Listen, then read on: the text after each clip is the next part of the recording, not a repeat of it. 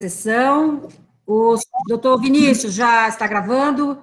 Bom dia a todos, dou as boas-vindas a todos os nobres desembargadores, senhor procurador de justiça, senhores deputados, senhores servidores. Dou a ata por aprovada, se não houver objeção dos meus pares. Temos aqui a inclusão dos feitos em pauta, os quais nós vamos... Desembargador, vamos aqui pela ordem. Desembargador Samuel vai participar de quais, desembargador Samuel? São os itens. Eu cumprimento Vossa Excelência, senhora presidente, cumprimento os colegas Pedro Ranzi, Júnior Alberto, cumprimento o desembargador Roberto, procurador de Justiça Carlos Maia, os advogados e servidores. Excelência, são os itens 11 e 12, que é com a participação do desembargador Júnior. E Vossa Excelência é a relatora. E aí, no caso, desembargador Samuel, a gente votando o 10 e o 11, o senhor já estaria liberado, né? Então, vou privilegiar para dispensar Vossa Excelência. 11 e 12, viu? Perfeito. Perfeito. O item 11 tem sustentação oral. Tudo bem, eu aguardo. E o item 12 também tem sustentação oral. Então, nós vamos privilegiar esses dois primeiros, eu vou inverter a ordem um pouquinho, para liberar Vossa Excelência, porque depois fica os demais que a gente vai fazendo pela ordem. Pode ser assim, nobres colegas, desembargador Pedro, desembargador Júnior, desembargador Pedro, estão de acordo para liberar logo do desembargador Samuel? De acordo. Quase todos têm sustentação e seria não seria aproveitável deixá-lo aqui aguardando até que chegasse os dois últimos, ok? Que o 11 e o 12 são os dois últimos. Perfeito, então. Então, anuncio para julgamento, apelação... Anuncio para o julgamento a apelação civil 070, 39, 90, 53, 2020, que tem como relatora essa magistrada, apelante Plácido Alves da Costa, advogado João Luiz M. Guimarães, apelado Banco Pan, apelado Banco Pan S.A., advogado Antônio de Moraes Dourado Neto, advogado Hugo Neves de Moraes Andrade.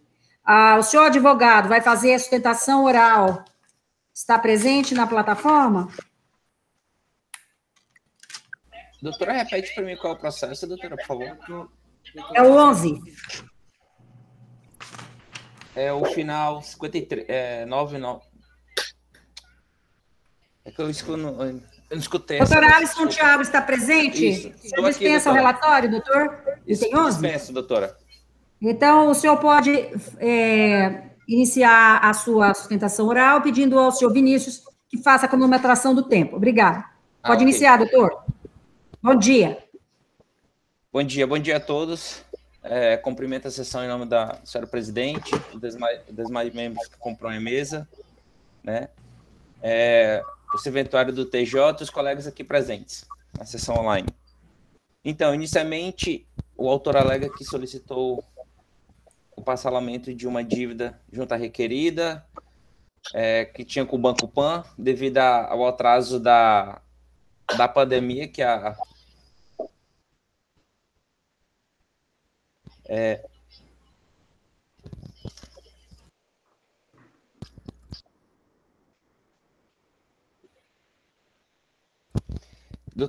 Desculpa, doutora, cortou a internet aqui.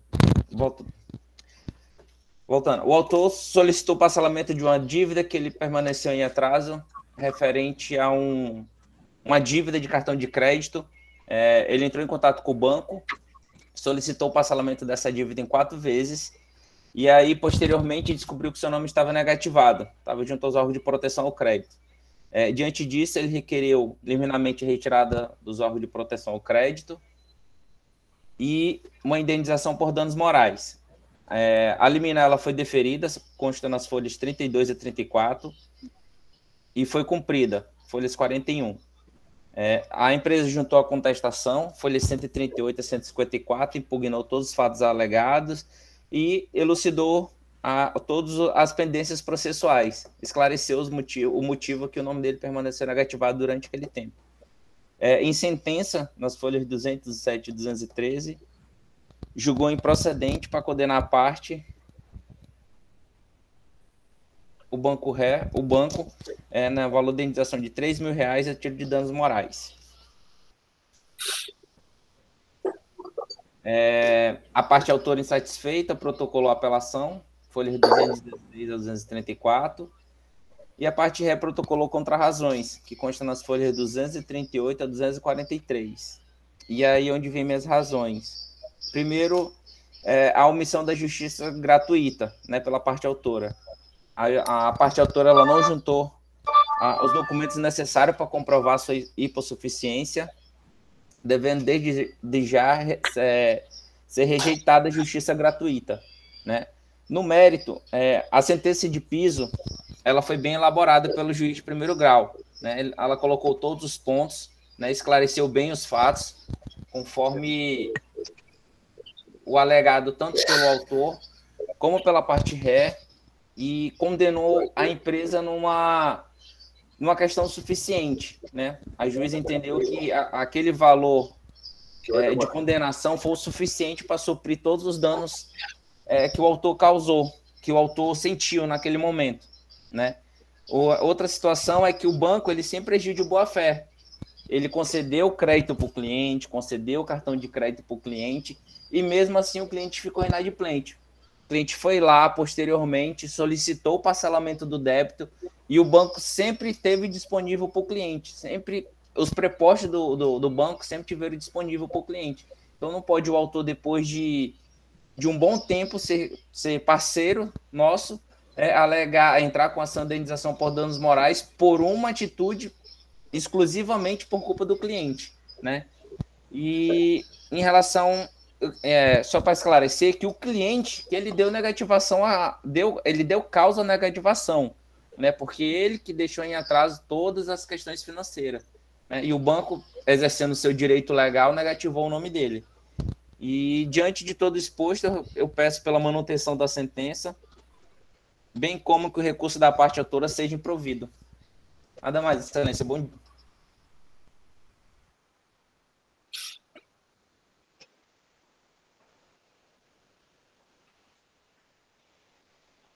Muito obrigada, doutor. Não há participação da PGJ. Agradeço, doutor Maia. Cumprimento, renovo os cumprimentos. Então, passo à leitura do voto.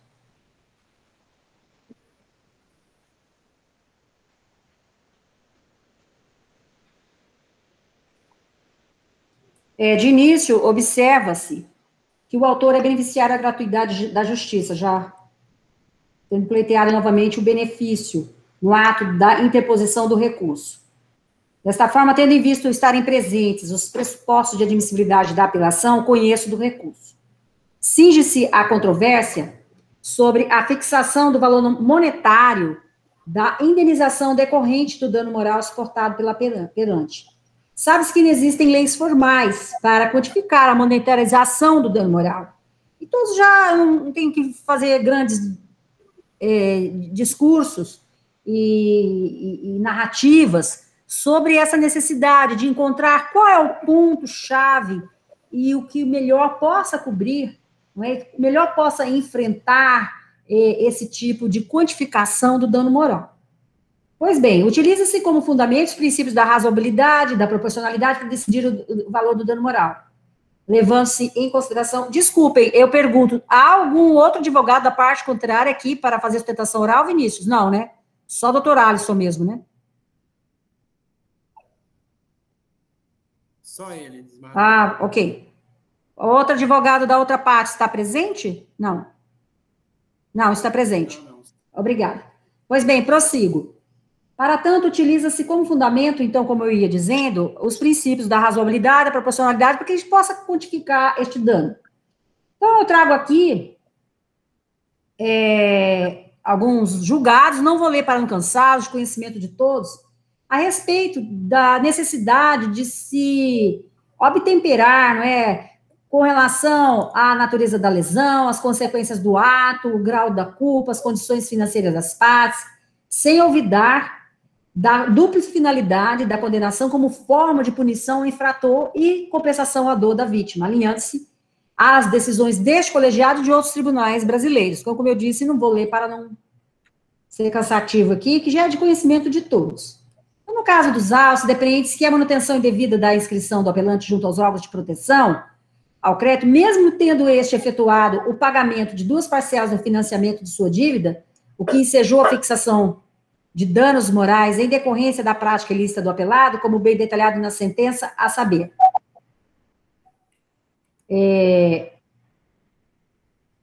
Trago aqui um trecho da sentença.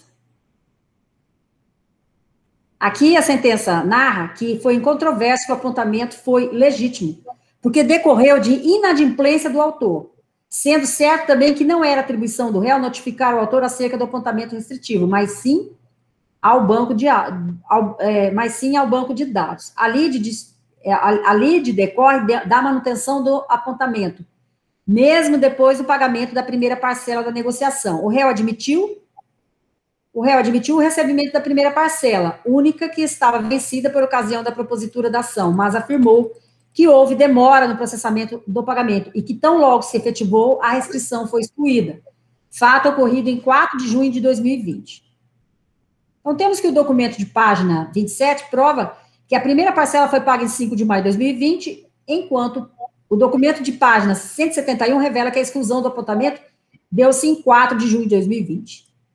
Sabe-se que, após o adimplemento do débito, o prazo para a exclusão do apontamento restritivo é de 5 dias úteis. Portanto, o réu teria até 12 de maio de 2020 para excluir o apontamento, tendo feito com 23 dias de atraso. A demora para processar o pagamento efetivado pelo autor não pode ser imputável ao consumidor, por isso, tal argumento não exime o réu de responsabilidade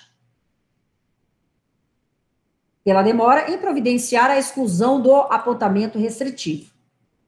Portanto, conforme já frisado, a questão dos autos não se refere à restrição do crédito, que foi legítima, mas à sua manutenção depois do pagamento da primeira parcela de débito. Assim, entre os dias 12 de maio e 4 de junho, o apontamento do réu configurou o ato ilícito.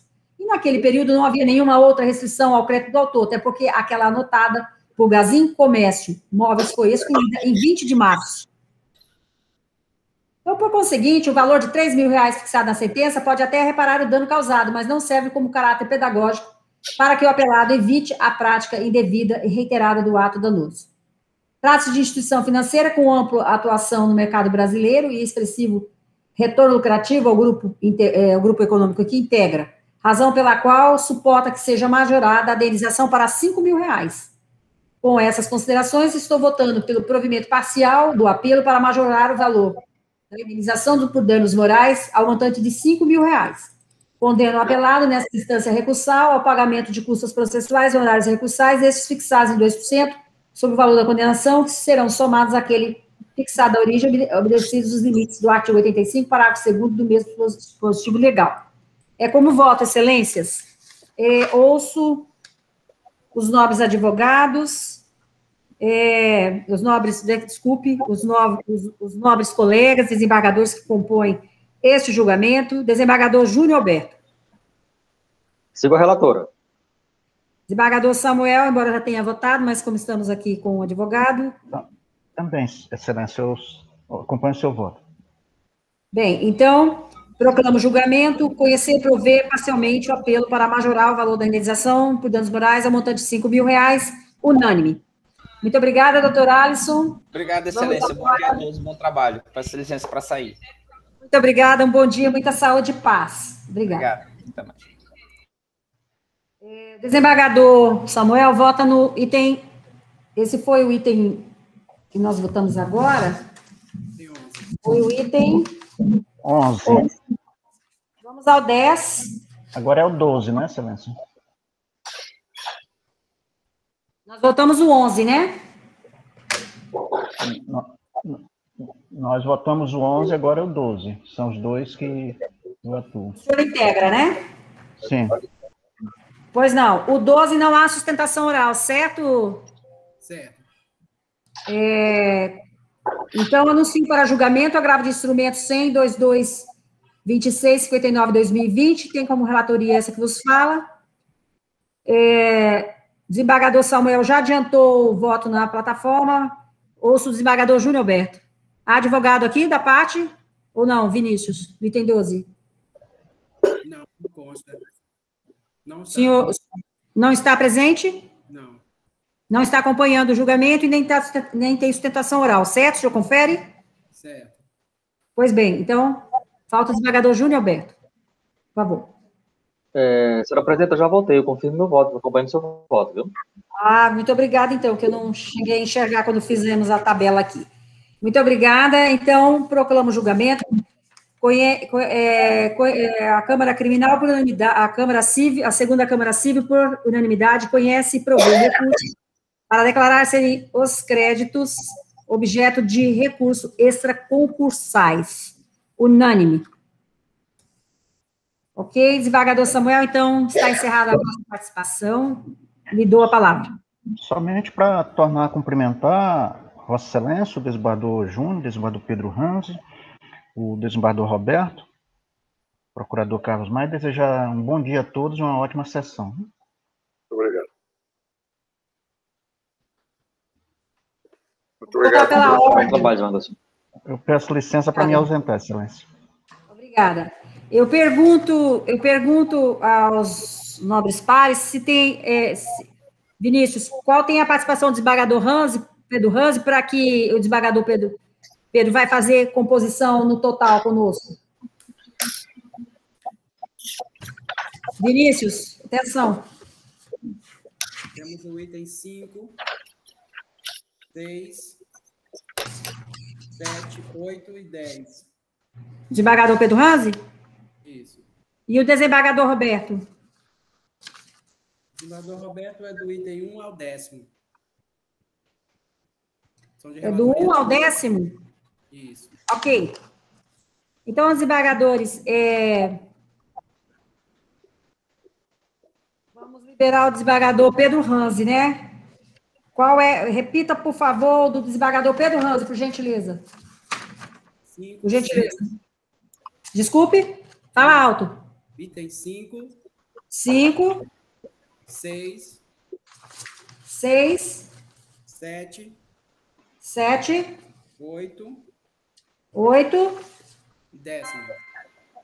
E 10º. Então, vamos fazer primeiro, desembargadores Júnior e desembargador Roberto, os que o desembargador Pedro tem participação para liberá-lo. Pode ser? Ok? Ok, aí eu deixo aqui que eu vou ver, então. Pois bem, então nós temos aqui o item 5. Eu estou afastada, tenho suspeição declarada por íntimo, passo a presidência ao desembargador Júnior Alberto. Na sequência, desembargador Júnior, também o 6, que tem a participação do Pedro Ranzi, também tem um afastamento. No item 7 também, e no item 8. E depois também, no item 10, eu também tenho, aí no item 10 eu tenho impedimento. Então, eu vou passar a presidência, a Vossa Excelência, desembargador Júnior, para os itens.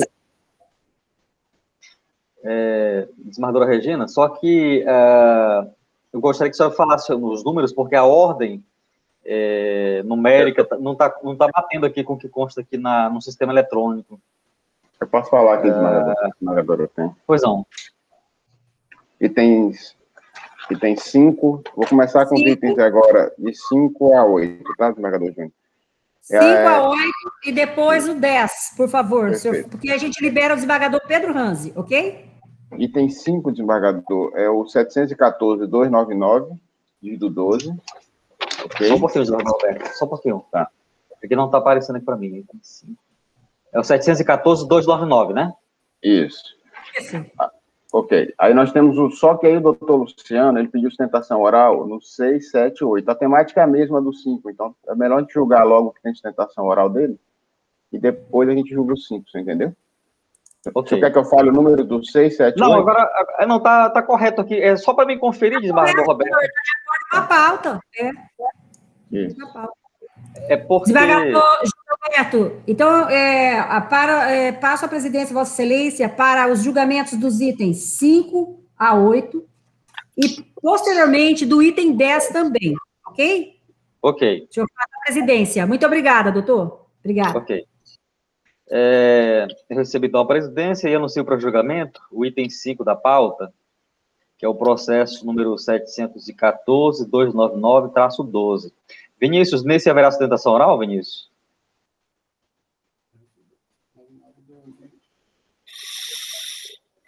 É o item 5, desembargador?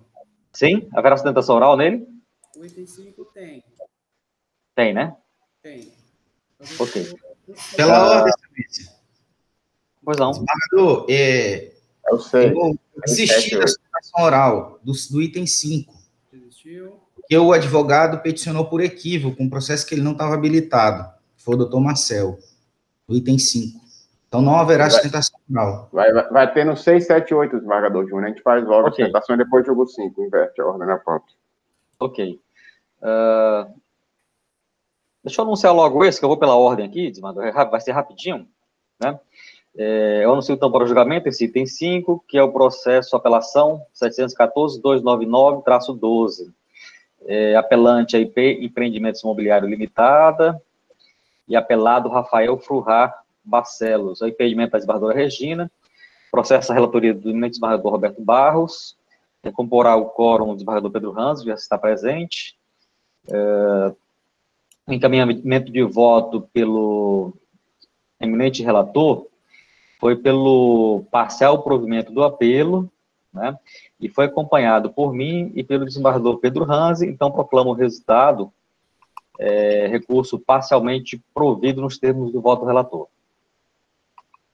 Ok? Item 6. Nesse haverá sustentação oral, né?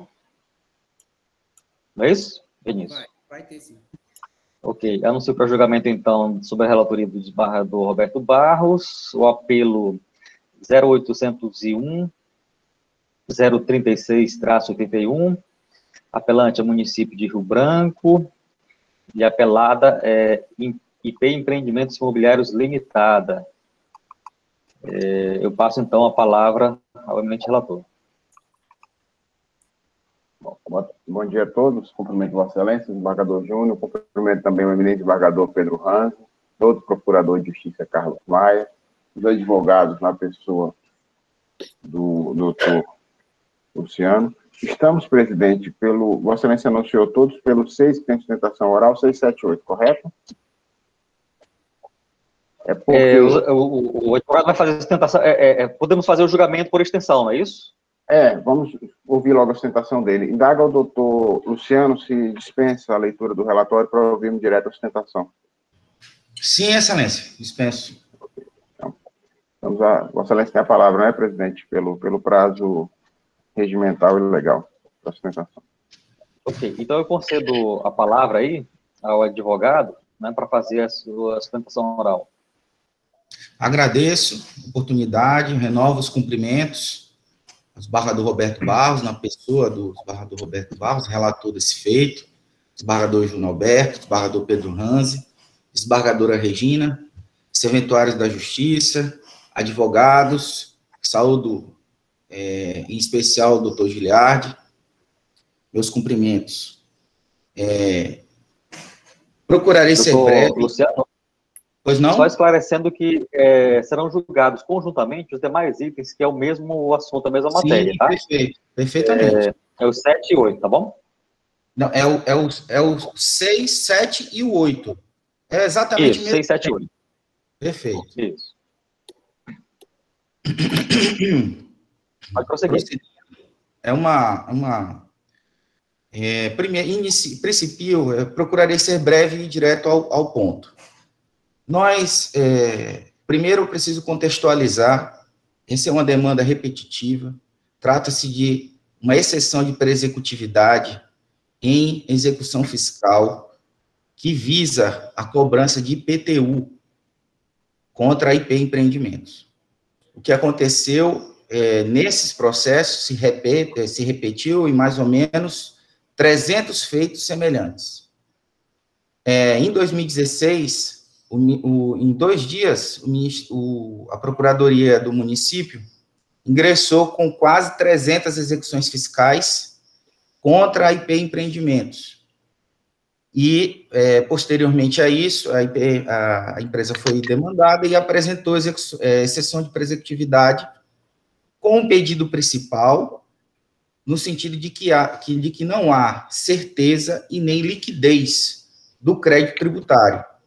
E aí peço licença para me estender um pouco nesse ponto. O que acontece e o que aconteceu em cada execução fiscal dessa? O município, para que ele possa propor a execução fiscal de IPTUs, de lotes, em que a empresa já comercializa, ele, para que tenha interesse processual e o valor não fique muito irrisório, ele reuniu em uma CDA praticamente 200 cadastros imobiliários, 200 BCIs, de toda ordem, de empreendimentos recentes, antigos, todos em que a municipalidade entendia que a IP Empreendimentos tinha comercializado. Ocorre que, por força dessa dinâmica da municipalidade, acabou por cometer equívocos nos BCIs. O equívoco no lançamento.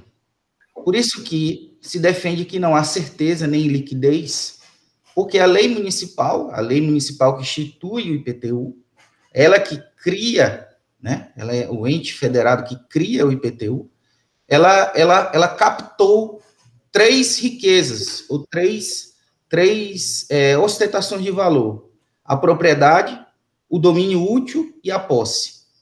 A lei, no seu artigo 16 da lei municipal, a lei complementar 15.008 de 2003, ela captou esses três fatores como sendo o fator jurídico, o fato jurídico imponível, o fato gerador do IPTU aqui na nossa municipalidade.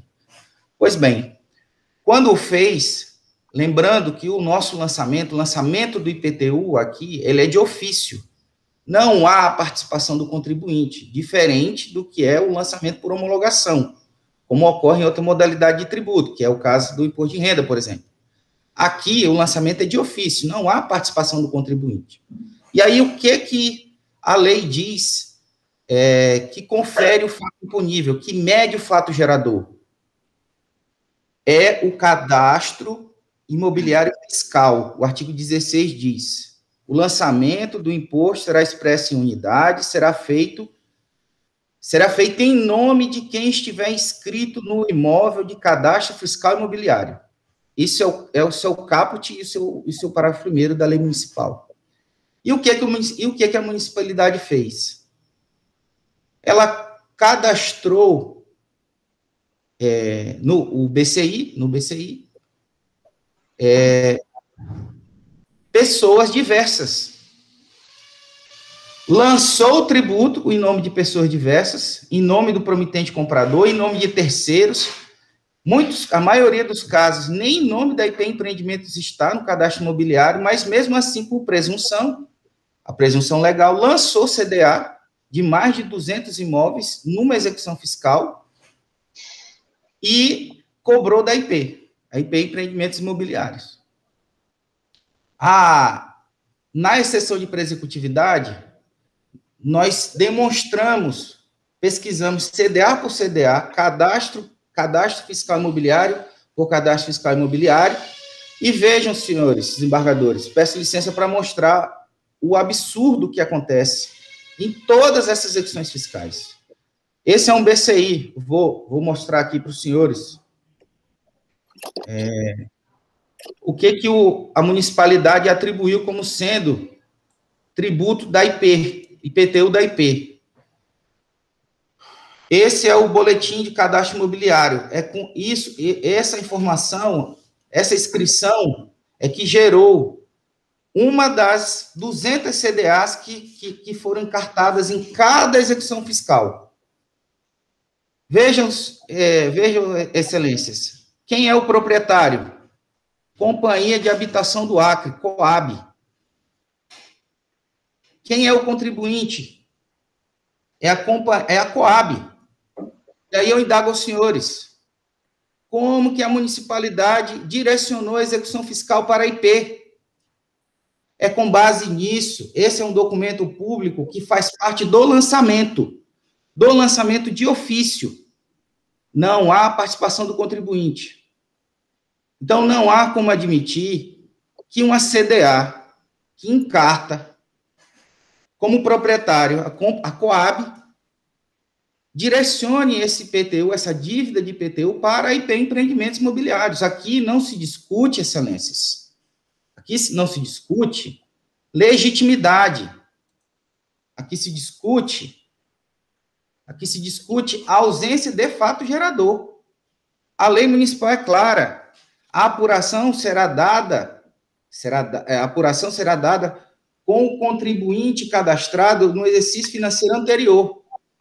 Então, a maioria das CDAs, grande parte das CDAs, e tem uma planilha, tem provas encartadas em todas as execuções fiscais, as exceções de pré-executividade, de erros absurdos como esse. Citei ontem ao desembargador relator, desembargador Roberto Barros, um caso em que a IP Empreendimentos desenvolve o seu negócio de acordo com a lei de parcelamento do solo.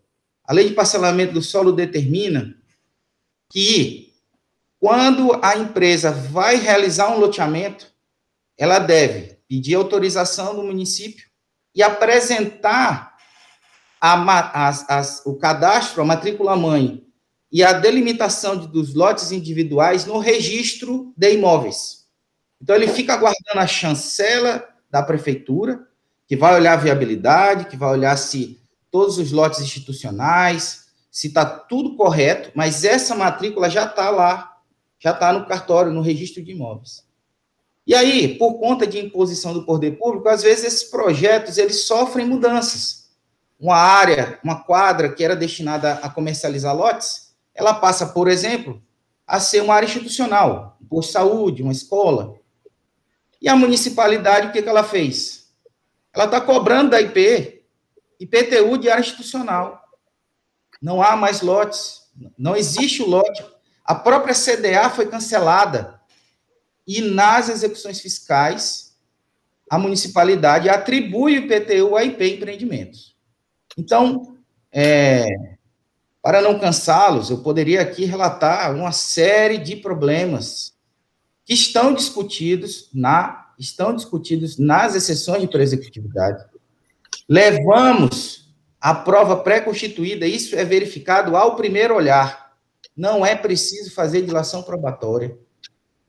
A municipalidade não cumpre a súmula 397 do STJ, que diz que é preciso haver um envio da notificação ao contribuinte.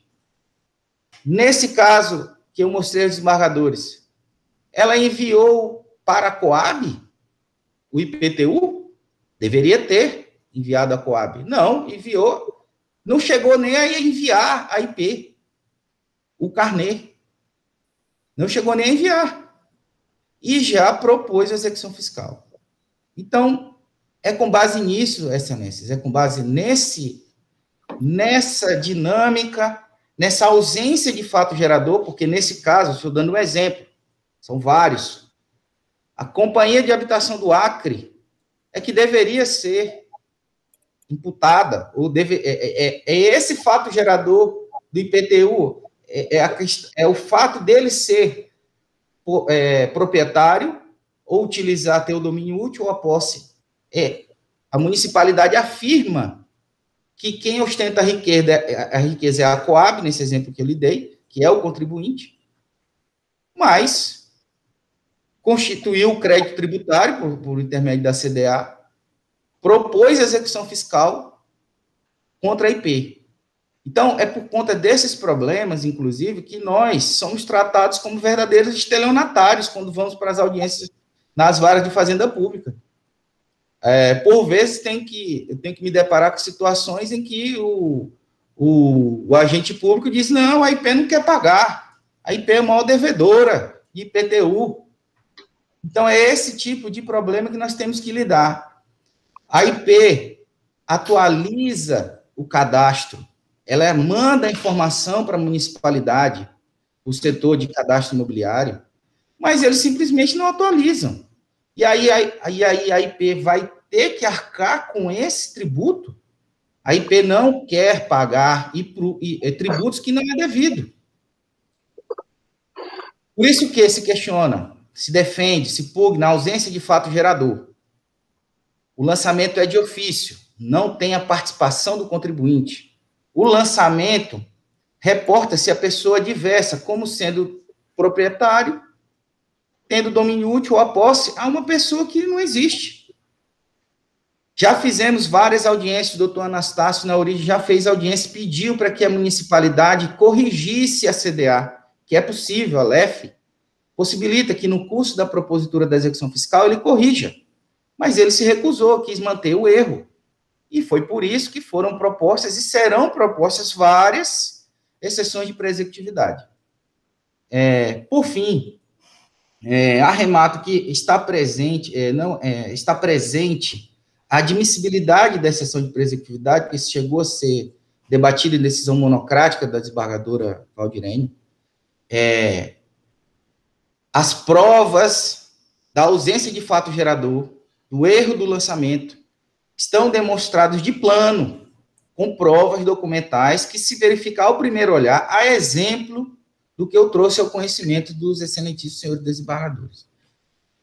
Peço desculpas por força, às vezes, ser um pouco muito contundente, às vezes até exacerbado na severa crítica que se tem à municipalidade, mas isso tem gerado um prejuízo incomensurável a empreendimentos. Encerrando, a IP não se nega a pagar o tributo que lhe é devido, que lhe é imputado, desde que lhe faça corretamente. Portanto, com essas achegas, com essas afirmações, com esses argumentos, defendemos que as CDAs encartadas nas execuções fiscais deste feito e em outros não têm certeza e nem liquidez. Por quê? Porque, de acordo com a lei municipal, artigo 15, artigo 16, a lei municipal 1508 de 2003, não há fato gerador. Porque a pessoa que está indicada como contribuinte não é a IP. E nem poderia ser, porque está cadastrada como outro, terceiro, aqui no caso a Coab. Com essas palavras, com essas achegas que eu encerro e agradeço a atenção de todos. Muito obrigado ao doutor Luciano. A matéria não desafia a intervenção do Ministério Público, matéria tributária, né? Eu devolvo a palavra ao relator para o seu voto.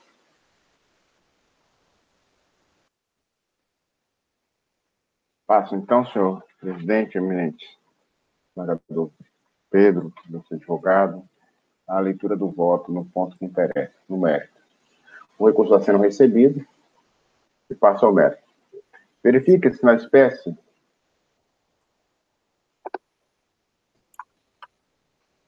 que a execução fiscal está baseada em certidões de dívida ativa, CDA, juntadas às páginas 2 a 21, todas possuindo como contribuinte apelado, sem indicações de responsáveis tributários. Contudo, a proposta da exceção de pré-executividade, de páginas 50 a 60, acompanhada do documento de folha 61 a 141, o ISACOL declarou nulidade da CDA.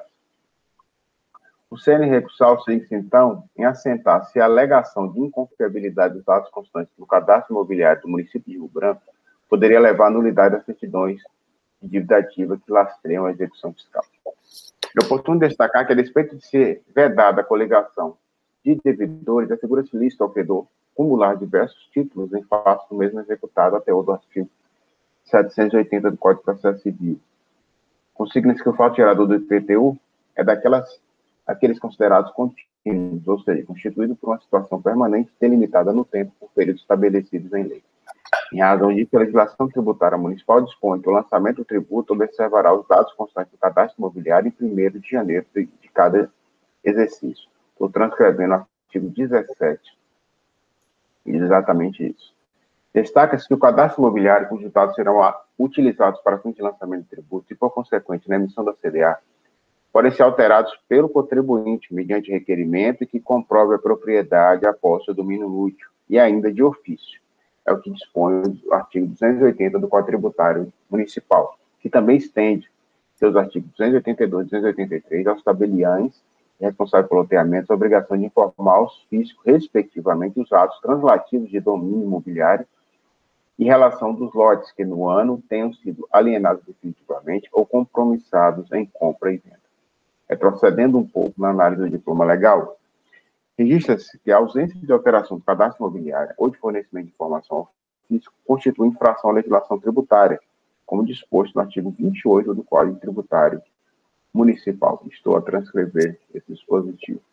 Como se extrai dos autos, a divergência do cadastro imobiliário, que dão aso à insurgência do executado, muito se deve em observância desse dever legal, embora não se descarte parcela de inação do próprio físico. Pois bem, a esse relator foram distribuídos diversos recursos de apelação interpostos em face de sentenças que contêm os mesmos fundamentos, ou seja, incerteza dos títulos em razão das inconsistências dos cadastros imobiliários. Para melhor assimilação, transcrevo o seguinte trecho, seguinte excerto da sentença. Eu estou transcrevendo aqui um trecho da sentença que fora replicado em todos os casos em que diz que seria ônus do município, né, trazer CDAs com liquidez e certeza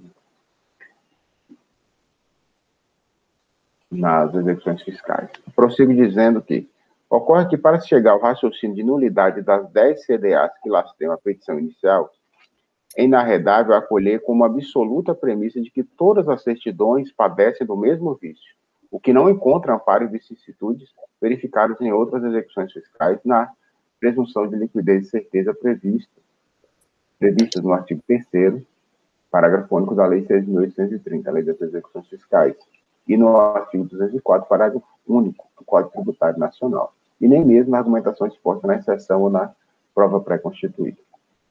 De efeito, apesar da apelada ter postulado pela nulidade integral do processo de execução, certo é que nem todas as inscrições imobiliárias foram objeto de impugnação, como se extrai da relação incerta, página 55, em que a propriedade de 5 imóveis foi atribuída a si e não a terceiros.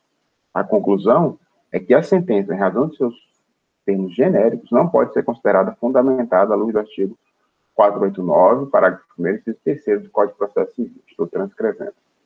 A técnica de julgamento em bloco possui evidentes benefícios, estando acorde com o princípio da eficiência, mas é necessário que as particularidades do processo sejam levadas na devida conta sob pena de nulidade. A esse respeito, a doutrina de Cássio Scarpinella Bueno. A propósito, também trago julgados do Superior Tribunal de Justiça, que tratam justamente da nulidade de sentenças, né, e cuja fundamentação não adere ao dispositivo do Código de Processo Civil. Ante exposto, eu conheço o apelo de ofício, declaro nulidade da sentença, devendo os autos retornar ao primeiro grau de jurisdição, para que se dê prosseguimento à execução fiscal, com novo julgamento da exceção de prescritividade à luz da prova pré-constituída. Bom, eu voto nesse sentido, eminente Vale, estou anulando a sentença e devolvendo.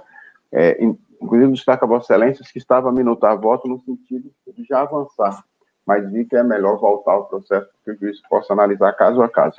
E me parece que, assim, nem tudo tanto ao céu, nem tanto à terra. Não dá para acolher a tese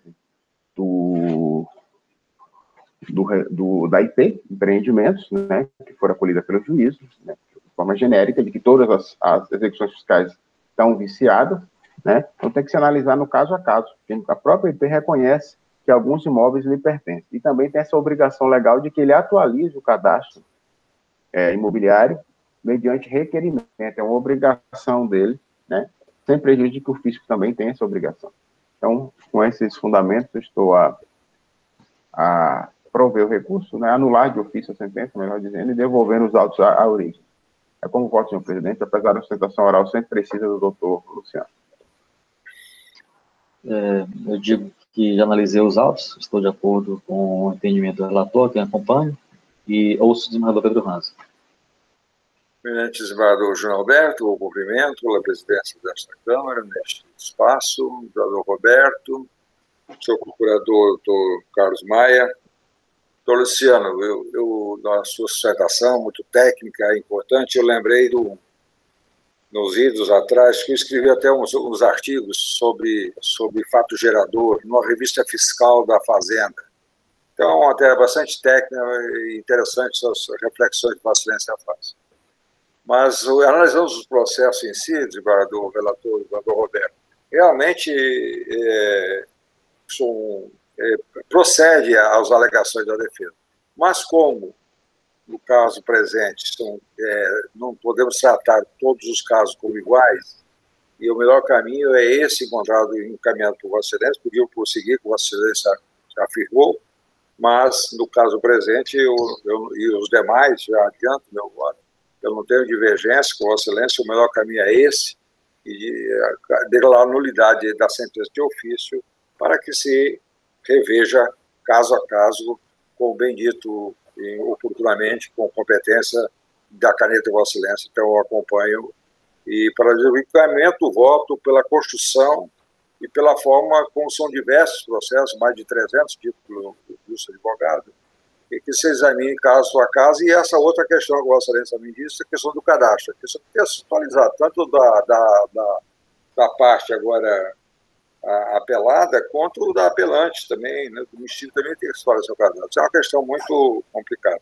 Apareceu o terreno do meu nome, não sei aonde, depois desapareceu. Acho que existe algumas divergências nos cadastros da prefeitura, não fazendo um comentário, mas eu tive até uma questão pessoal nessa questão. Obrigado pela paciência e acompanho. Ok, eu vou proclamar então o resultado. Decide a Câmara anular a sentença de ofício e julgar prejudicado o recurso. E esse julgamento, ele é extensivo aos apelos item 7, que é o 080 1742-64, e o item 8, que é o apelo 080 1762, final 55.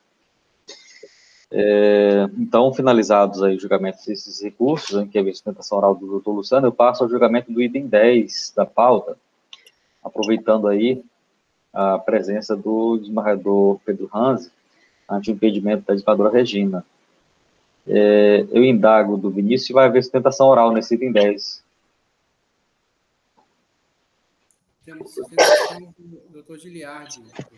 Doutor Giliardi, né? Ok. Então, anuncio para julgamento, é um agravo de instrumento. Agora, eu só preciso saber se essa matéria aqui permite... agravo de instrumento que decide o mérito, desembargador Roberto, pode me confirmar?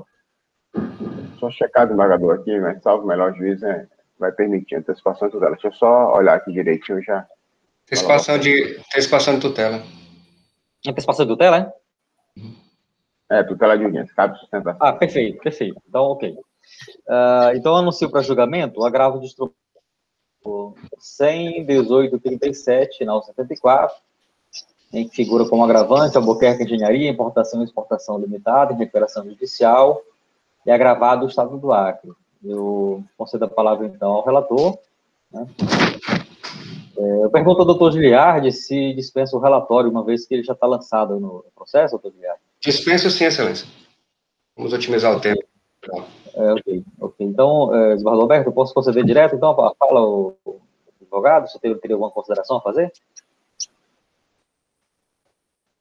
Não, Décio, podemos ouvir direto do doutor Giliardi. Ok, então, com a palavra do doutor Giliardi por 15 minutos, são 9h57 agora. Perfeito, excelência, muito obrigado.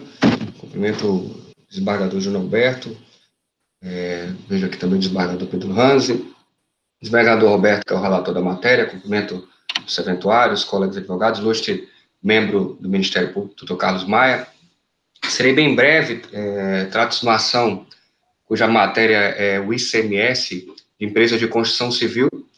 São todas empresas do grupo Albuquerque Engenharia, que é bastante conhecida aqui no nosso estado, uma empresa de construção civil que já possui mais de 30 anos de história, e nós ingressamos pela empresa com uma ação visando a desconstituição de um parcelamento tributário de ICMS, e pedido uma antecipação de tutela para sustar um parcelamento que havia sido feito, ou que o juízo permitisse subsidiariamente o depósito em juízo dos valores correspondentes às parcelas, como modo de acautelar aí a efetiva prestação jurisdicional ao final da ação.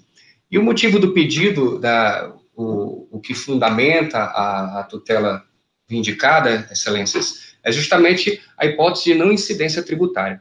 Como nós sabemos, o ICMS é um tributo que incide sobre a circulação jurídica de bens, né, ou serviços que não estão incluídos na hipótese de incidência do ISS, que é um tributo municipal.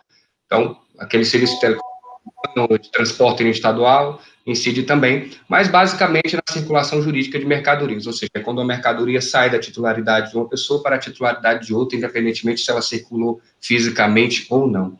E para fins da base de incidência do ICMS, nós sempre verificamos quando que acaba a hipótese de incidência, quando ela chega no fim da cadeia de circulação de mercadorias, que é quando chega no consumidor, ou, no caso das construtoras, quando se trata de um insumo que ela utilizará nas suas obras. E é justamente o caso aqui. Albuquerque Engenharia e todas as empresas que são as agravantes, porque se tratam de empresas de propósito específico que, por uma questão de planejamento societário e tributário, a Albuquerque Engenharia se utiliza dessas sociedades apenas para cada obra e até mesmo para a segurança de todos os adquirentes.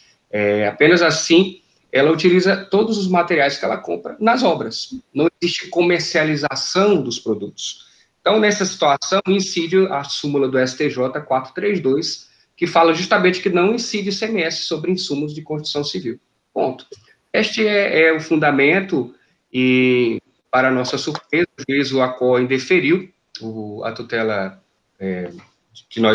cautelar que nós vindicamos, primeiro dizendo que não haveria, por parte das horas agravantes, a juntada das notas fiscais que comprovassem que aqueles produtos foram comprados como insumo, o que é um absurdo, porque nós estamos falando de várias notas fiscais, seria até contraproducente, a economia processual seria muito difícil isso até de manusear dentro do processo. Mas totalmente desnecessário, porque nós estamos falando da empresa de construção civil que sabidamente não comercializa produtos. E o segundo motivo pelo qual houve indeferimento foi invocando um precedente que até foi superado já pela súmula 432, que falava justamente da prova de emprego dos produtos como insumo. Essa súmula esse precedente foi superado pela súmula 432, então não haveria por que ser invocado.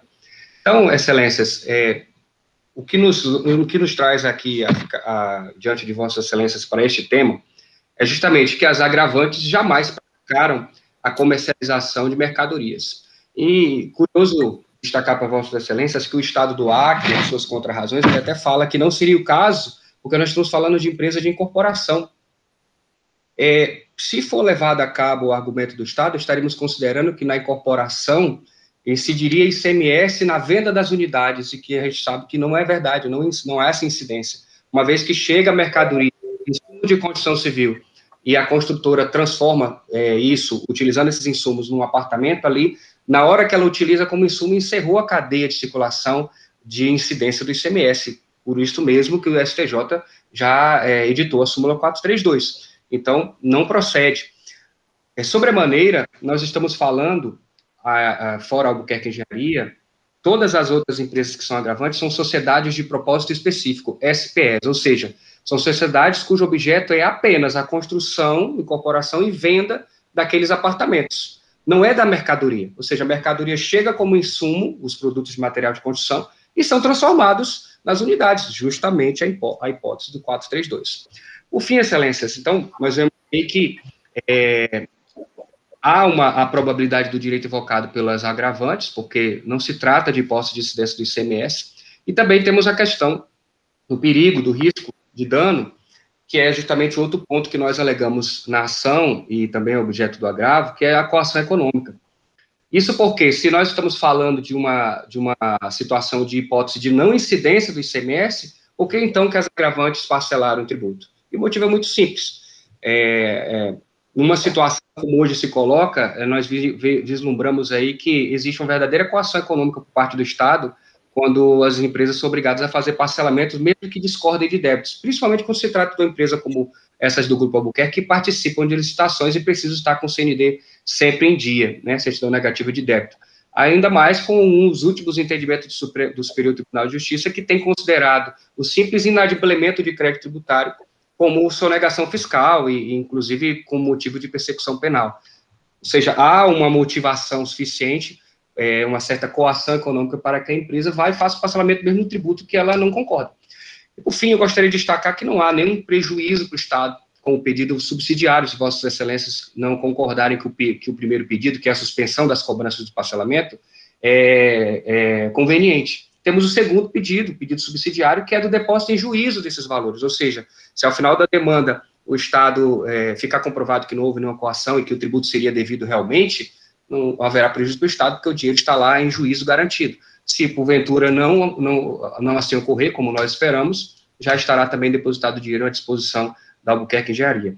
Então, rogo a Vossas Excelências que deem provimento ao agravo de instrumento, reformando a decisão agravada, no sentido de determinar ou a suspensão da cobrança de parcelas, dos parcelamentos que nós arrolamos aí na ação, ou subsidiariamente possibilitar o depósito em juízo dos valores correspondentes até o final do processo com decisão de mérito. Muito obrigado, Excelências.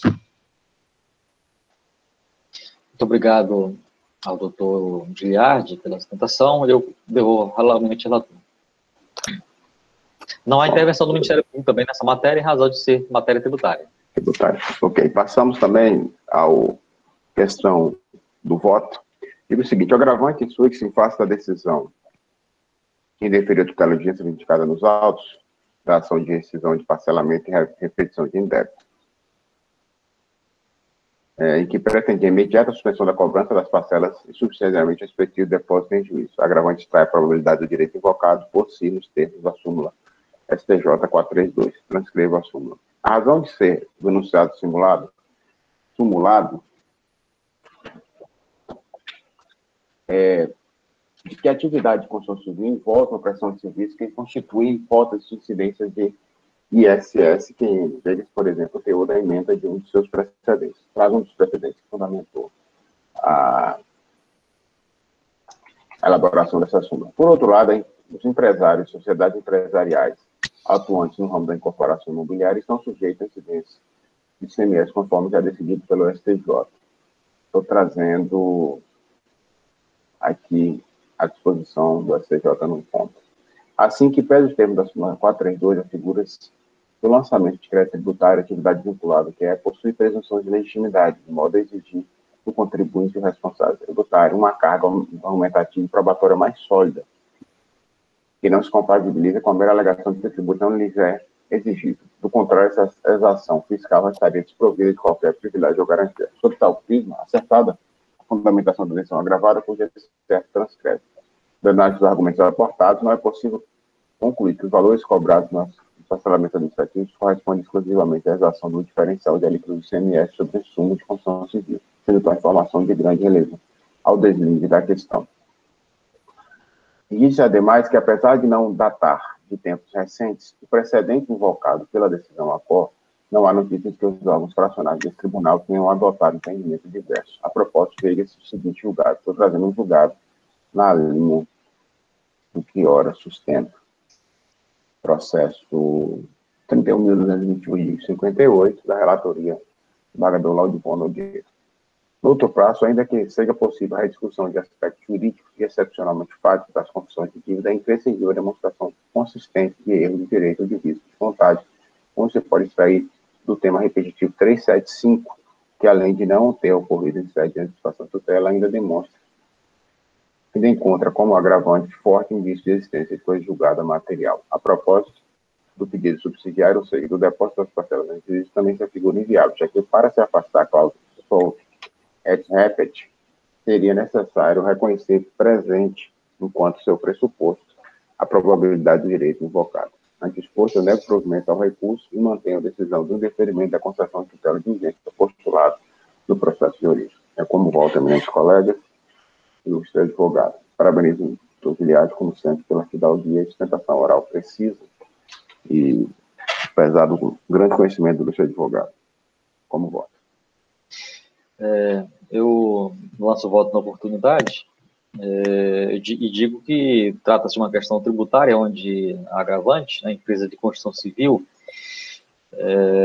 vindica aí a aplicação da súmula 432 do STJ, que diz que as empresas de construção civil não estão obrigadas a pagar ICMS sobre mercadorias adquiridas como insumo em operações interestaduais. Essa questão não é uma questão nova, é uma questão recorrente, né, nas câmaras cíveis do Tribunal de Justiça, de forma que o exame dessa matéria, ele reclama aí uma cognição plena, né, com o exame das provas que forem trazidas e tudo mais, né, e que eu vejo assim como inviável em sede de agravo de instrumento, dada a precariedade, né, do conhecimento da matéria, né. É certo que se as provas, né, vierem a demonstrar desse sentido, né, certamente essa ação haverá de ser julgada acolhendo aí a tese da agravante, né, em julgamento de meritório final, né, e com observância ali do contraditório, ampla defesa e todos os recursos inerentes, né. Porque uma coisa é bem evidente, né, e uma situação que eu tenho já visto em alguns julgamentos, né, somente de cortes superiores, né, o julgamento meritório, ele haverá de ser calcado com base nas provas que forem produzidas no processo, né. Você julgar por presunção é uma coisa assim, um tanto quanto insegura, né, tanto do ponto de vista da aplicação do direito, né, da prática de injustiças em detrimento das partes, né. Então, eu estou lançando votos no sentido de acompanhar o eminente relator, por entender que, uma vez deferida aí a suspensão, né, deferida o depósito judicial, né, das parcelas, né, a empresa estará resguardada ao final, né, em sendo vencedora no acolhimento desse pedido aí de repetição de indébito, né, com base, né, na análise das provas que foram produzidas, né, em cognição plena, né, e eu vejo como inviável a gente antecipar essa discussão em sede de agravo, né. Então, estou a seguir e acompanhar o eminente relator, né, e parabenizo o doutor Giliardi pela precisão pela exposição, né, sempre didática, sempre comedida, aí, sempre esclarecedora, né, das suas manifestações, e ouço o eminente desembargador Pedro Ranzi. Novas saudações para o doutor Giliardi pela sustentação, uma matéria bastante técnica. Já também participei de julgamentos muito sobre essa questão, e porque é o efeito, aqui o doutor está dizendo, desembargador Roberto, é o efeito da decisão, do julgado, que pode dar um efeito posterior. Então, nesse momento, né, processual, mesmo que ele tenha toda a razão, a empresa, mas nesse momento processual, o caminho é esse, seguido por Vossa Excelência, porque são questões que nós não sabemos, né, o que está no conteúdo lá dentro do processo. Eu sem divergência com o senhor relator, pedindo bem, né, o advogado, pelo tecnicismo, pela sustentação, mas sem divergência. Ok.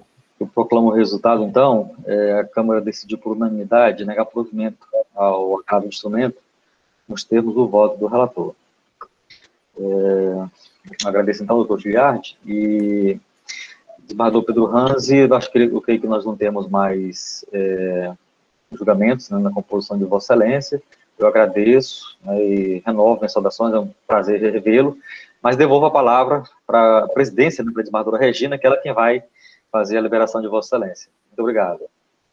Eu vou deixar logo também meu registro, desembargador Pedro, da satisfação de revê-lo, de contar com sua participação em mais uma sessão de julgamento. Sempre um prazer. Muito obrigado, Excelência. Eu peço licença para me retirar da sala virtual. Agradeço a atenção de Vossa Excelência. Desejo uma boa continuidade de sessão a todos. Pois não, doutor Guilherme. Muito obrigado. Devolvo a presidência para a desembargadora Regina. Olá, senhores. Vamos, então, a prosseguimento da nossa sessão, com a participação agora dos desembargadores. Desembargadora Regina, a senhora competiria só fazer a liberação do desembargador Pedro, tá? Por favor, deixei para a senhora fazer isso. Pois não, desembargador Pedro, muito obrigada pela vossa participação junto ao nosso colegiado civil. Uma grande honra tê-lo aqui conosco.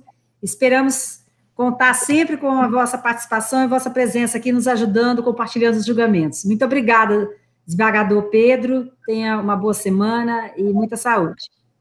Só quero agradecer pelas palavras do desembargador Júnior, do desembargador Roberto, e Vossa Excelência, Salvador Regina, aos servidores advogados que me colocam à disposição sempre dos colegas, das câmaras, para colaborar dentro do meu limite, dos meus limites, mas são matérias que eu aprendo muito também, questões técnicas, e desejo uma boa sessão. Obrigado pela deferência de antecipar nossos julgamentos, e desejo uma boa sessão, que eu tenho outros compromissos aqui no gabinete. Um bom trabalho e um grande abraço. Obrigado pelas palavras.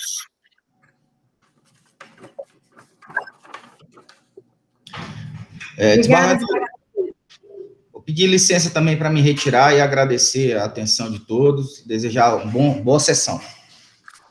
Obrigada, doutor Luciano. Um bom dia, saúde e paz. Obrigada. Bem, desembargador Roberto está na plataforma.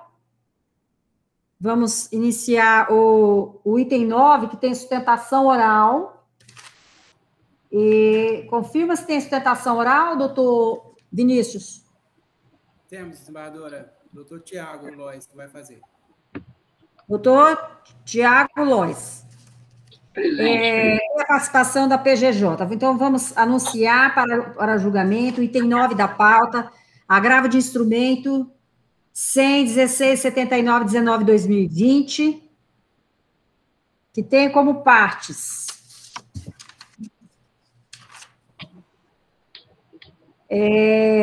tem como relator o desembargador Roberto Barros,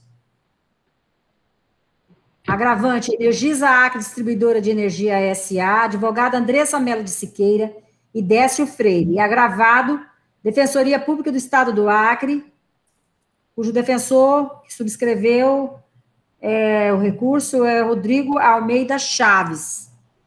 Qual é o advogado que está habilitado para a sustentação oral, doutor Vinícius? O Tiago Lois. Tiago Lois, já está habilitado nos autos? Presente, presidente. Estou nos autos, sim. Ok, porque aqui não constou aqui na ficha, mas ok. Desembargador Roberto Barros, eu lhe consulto se este agravo de instrumento é passível de sustentação oral.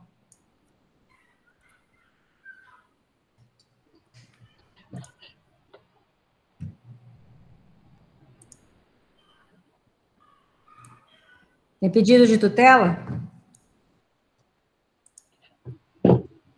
Tem tutela de urgência. Ok. Eu estava sem som. Cabe sustentação, desembargadora. Tutela de urgência, não, gente. Obrigada. Doutor Tiago, pergunta ao senhor se o senhor dispensa o relatório. Dispenso, presidente. Pois não. Então, o senhor tem a palavra. Peço ao doutor Tiago que faça a cronometragem do tempo. Excelentíssima senhora desembargadora presidente Virginia Ferrari, excelentíssimo senhor desembargador Roberto Barros, relator deste processo, excelentíssimo senhor desembargador Júnior Alberto, excelentíssimo senhor representante do Ministério Público, advogados e servidores presentes nessa sessão. Excelências, antes de mais nada, quero dizer que é uma honra estar aqui nesse palanque virtual, nessa tribuna virtual, falo de Brasília, e quero dizer que é uma satisfação enorme estar nessa sessão com Vossa Excelência. Excelências, o processo de origem, farei uma brevíssima contextualização e a sustentação oral será bem direta, na medida em que é um agravo de instrumento, a gente não vai abordar naturalmente o mérito da discussão, isso vai ficar eventualmente, e cremos que não será necessário em eventual recurso de apelação, mas é uma ação civil pública em que a Defensoria Pública, ela pede sobre uma alegação de que a Energisa Acre supostamente estaria condicionando a troca de titularidade ao pagamento de débitos pretéritos. Esse é o pedido, esse é o contexto, excelências. E a juíza de primeiro grau deferiu a medida liminar, mesmo sem ouvir as partes. Pois bem, dessa decisão se agrava. Excelências, não se nega aqui que a empresa presta, sim, um serviço público essencial de distribuição de energia elétrica. Não se nega aqui também, excelência, com todas as venas a inicial da Defensoria, de que há um pedido claro, na visão da Energisa, claro e específico de substituição da fiscalização da agência reguladora, a ANEEL. Excelências, já por digamos, essas premissas, é que, na ótica da Energisa, a ação presente se enquadra na Lei 8437, de 1992, Excelências. E aqui já sem desmerecer os outros argumentos do agravo do instrumento, a gente vai se limitar a 3 pontos específicos, e o primeiro deles, Excelência, é justamente o enquadramento do pedido e da distribuidora na Lei 8437 de 92, que dispõe justamente sobre as medidas cautelares e a forma de concessão de medidas cautelares contra atos do poder público. Lembrando que aqui a distribuidora, ela faz às vezes da União Federal, então concedente do serviço, para fiscalizar e para ir contra a inadimplência. E aqui, Excelência, já de plano, já se diga que a distribuidora ela não viola a Resolução 414. Pois bem, Excelências, a Lei 8437/92, no seu parágrafo 3º do artigo 1º, assim dispõe, abro aspas, não será cabível medida liminar que esgote no todo ou em qualquer parte o objeto da ação. Mais à frente, a própria lei, no seu artigo 2º, diz, no mandado de segurança e na ação civil pública, que é o presente caso, a liminar será concedida quando cabível, após a audiência do representante judicial da pessoa jurídica de direito público, que deverá se pronunciar no prazo de 72 horas. Com todas as venas, Excelências, lendo o pedido de tutela e o pedido de mérito, abro aspas aqui.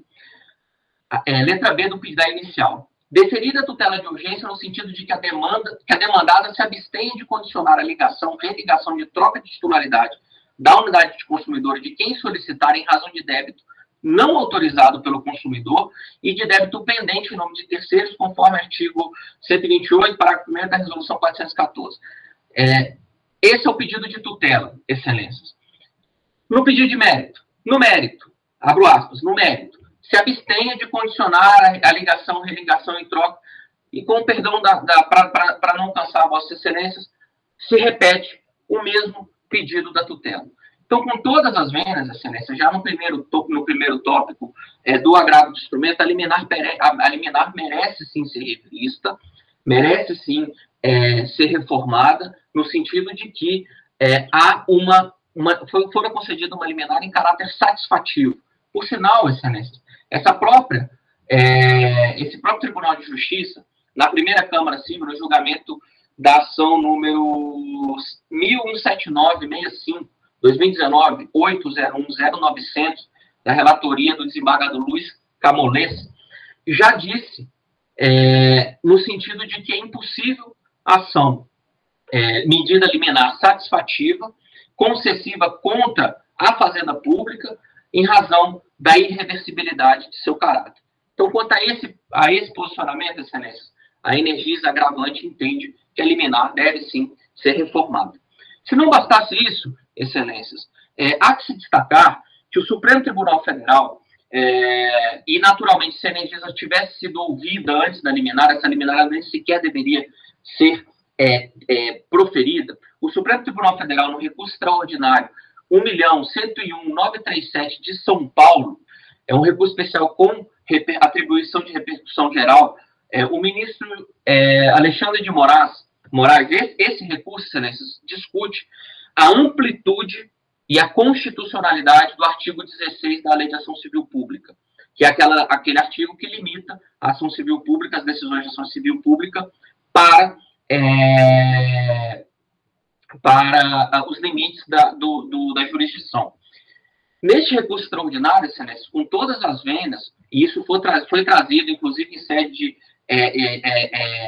de manifestação nos autos do processo, há uma decisão do ministro Alexandre de Moraes suspendendo todos os processos que discute essa amplitude. E, naturalmente, Excelência, aqui já partindo, e por essa razão, a decisão judicial, a decisão de liminar, né, de antecipação de tutela, deveria até sequer ter sido proferida, porque haveria naturalmente essa discussão da amplitude dela.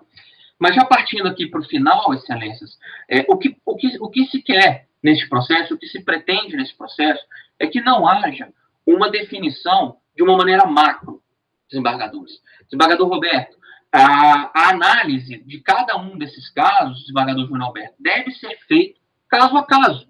Basta dizer que a Defensoria, quando junta as provas dos autos, ela traz, salvo engano, 12 ou 13 acórdãos.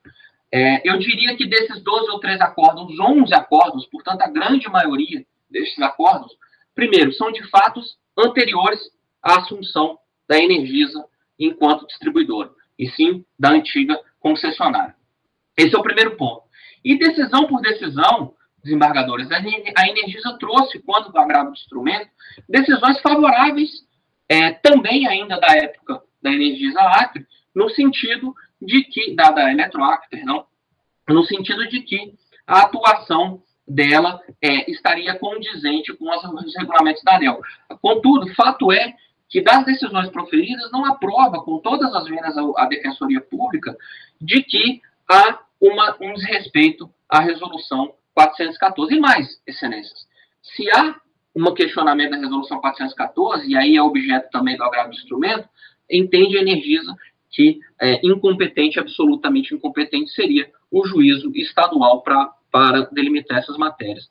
Então, com essas singelas considerações, desembargadora presidente Regina Ferrari e desembargador relator e desembargador Júnior Alberto, é que a Energisa requer o conhecimento e provimento do agravo de instrumento para anulação ou reforma da decisão liminar. Obrigado.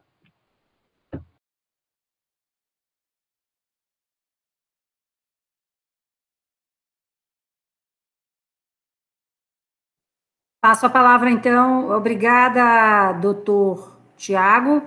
Esse é o item... Qual é o item mesmo? Item 9. É o item 9, né? Se não tem a participação... Tem a participação da PGJ. Com a palavra, o doutor Carlos Maia, procurador de Justiça.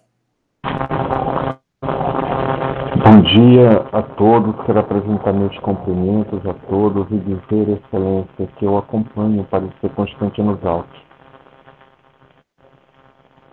Ok, muito obrigada, doutor Carlos Maia. Com a palavra, o senhor relator para proferir o voto. Passo ao voto. Quanto às preliminares, somente podem ser considerados como tal, alegada violação ao artigo 1º, parágrafo 3º da Lei 8.437, a incompetência absoluta do juízo ACOR. As demais teses confundem-se com mérito e com elas serão examinadas. Passo primeiro da alegação de violação ao artigo 1º, parágrafo 3º da Lei 8.437. Agravante sustenta que a tutela de urgência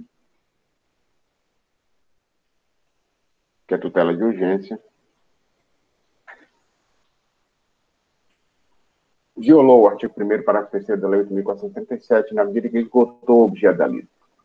Advoga ainda que o dispositivo lhe é aplicado por constituir a concessão simples de alegação na execução de serviço público. Pois bem, a despeito das argumentações trazidas pela agravante, é certo que as restrições da tutela provisória previstas na Lei 8.437 e na Lei 9.494 aplicam-se apenas à fazenda pública, compreendida como tal administração pública direta às autarquias das fundações de direito público.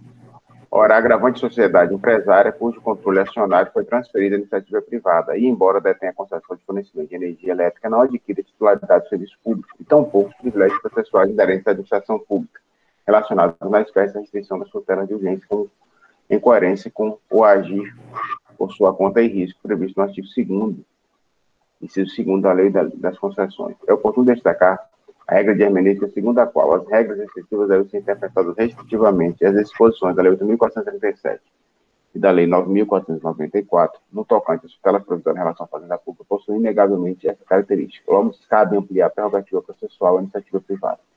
Acerca da exegese restritiva das vedações da tutela provisória, confira as seguintes lições de Leonardo Carneiro Cunha. Estou transcrevendo doutrina a respeito da matéria, dizendo que o certo, enfim, que se trata de restrições que reclamam exegeses restritivas, somente sendo vedada a concessão de tutela de urgência nos casos expressamente previstos em lei.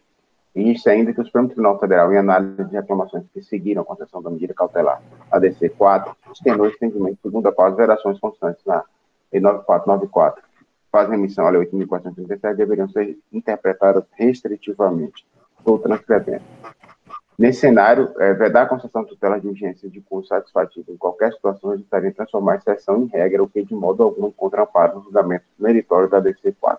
Com base nesses argumentos, eu rejeito a preliminar. Aí, senhora presidente, eu prossigo, ou Vossa Excelência vai colher o voto do esmagador Júnior e vai votar logo nesse preliminar? O senhor pode só resumir o nome da preliminar? Vamos fazer a votação da preliminar. O senhor está rejeitando, né? É preliminar de violação à Lei 8.437. Estou rejeitando a preliminar. Preliminar de violação à Lei 8.437. Ok. Consulta o desembargador Júnior Alberto. Conta preliminar. Rejeito. Também sigo o relator. Preliminar de violação à Lei 8.437. Rejeitada unânime. Prossiga, doutor Roberto. Passamos, então, à segunda preliminar de incompetência absoluta da Justiça Estadual. A agravante é sério que compete à Justiça Federal para conhecer e julgar a ação civil pública em razão da competência deferida à ANEEL para gerir e fiscalizar os contratos de concessão. Dito isso, assenta-se que não assiste razão à agravante. É certo que não estão em litígio as atribuições conferidas pelo ordenamento jurídico ANEEL para regular e fiscalizar o Serviço Público Federal de Distribuição de Energia Elétrica, sem supostos condicionamentos por parte da agravante para a ligação, religação e troca de titularidade dos contratos, fornecimento aos consumidores em observância à resolução ANEEL 414/2010. Nada impede, dada a independência entre as instâncias que a ANEEL instaura procedimentos que visem apurar a responsabilidade da agravante e administrativa, mas nem por isso se cogita do seu interesse processual em participar de toda e qualquer ação que, sem negar o processo de deslegalização, busque coibir, pela via judicial, o descumprimento dos princípios da prestação do serviço público. É oportuno observar que a súmula STJ 150, segundo a qual compete à Justiça Federal decidir sobre a existência de interesse jurídico que justifique a sua presença no processo da União, das autarquias de empresa pública, parte do pressuposto corroborado pela súmula 517 do Supremo, de que houve intervenção da agência ou mesmo da União, que não é o caso dos autos. Ante o exposto, rejeita essa preliminar. Rejeita a preliminar de incompetência absoluta também, eminente presidente desembargador Júnior. Competência, então, desembargador Júnior acompanha? Acompanho.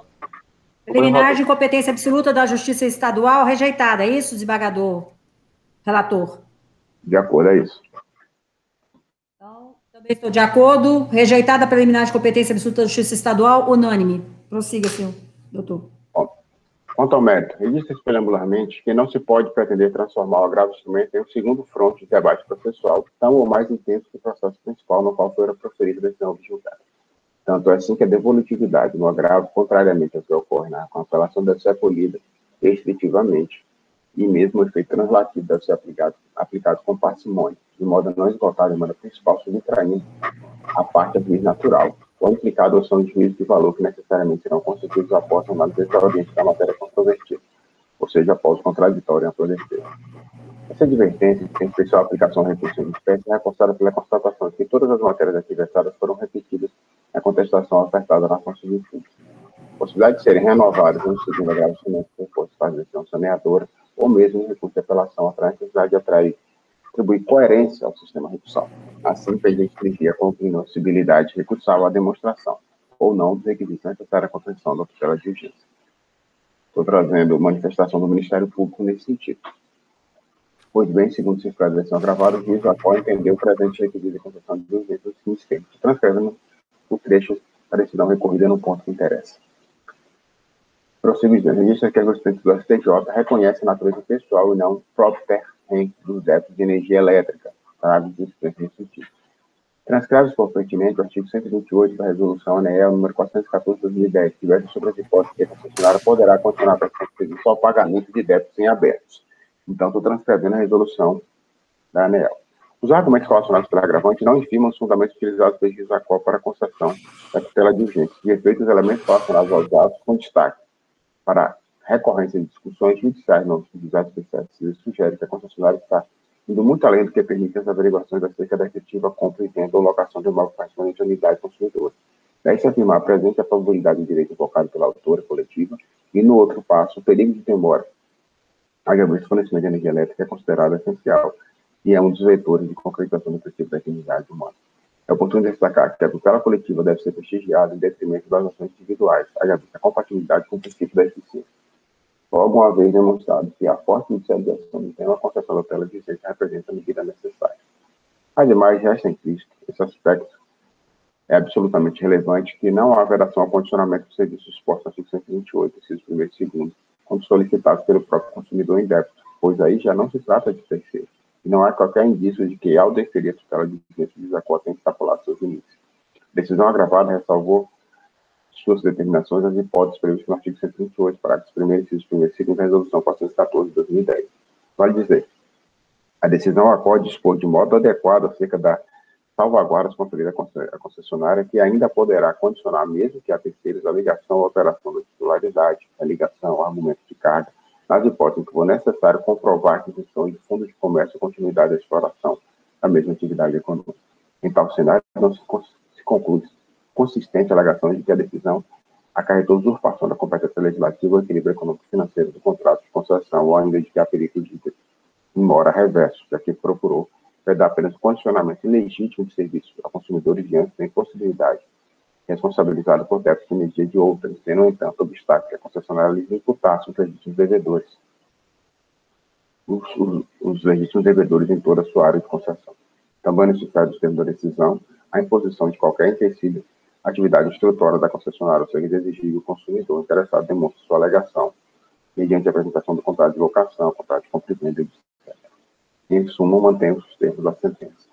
Quanto à inversão do ônus da prova, o agravante surge em face da inversão do ônus da prova determinado na sentença agravada. Transcrevo o artigo 6º do inciso 8º do Código de Defesa do Consumidor, que diz que, entre os inúmeros direitos do consumidor, são incluídos a facilitação de defesa de seus direitos, inclusive com a inversão do ônus da prova a seu favor no processo civil, quando a critério de for verossímil a alegação ou quando for ele por ser suficiente.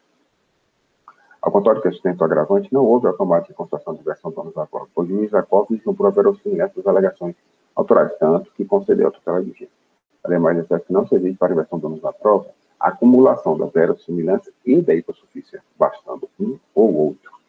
A propósito, trago sobre a temática um julgado dessa Câmara da relatoria da desembargadora Regina Ferrari. Ademais, não há elementos que indiquem que a inversão do ônus da prova poderá resultar na imposição de prova diabólica à concessionária, que detém plena condição de demonstrar com riqueza de informações todos os aspectos que envolvem questionamento sobre a responsabilização dos débitos de fornecimento de energia elétrica. Quanto às astreantes, eu digo que fora fixada multa diária no valor de R$1.000 para cada violação à ordem judicial. Nesse ponto, eu estou a reduzir para o valor diário para R$500, que eu trazendo julgado desse órgão fracionário. De todo o exposto, eminentes colegas, eu concluo votos de rejeitar as preliminares já apreciadas, não conhecer a preliminar de usurpação de competência legislativa e administrativa, de violação constitucional da isonomia, ao desequilíbrio econômico financeiro do contrato, por primeiras inerentes ao mérito, e julgar parcialmente procedente, parcialmente provido recursos, tão somente para reduzir o valor diário das ações para R$500 e reduzir sua incidência a 30 dias. É como voto.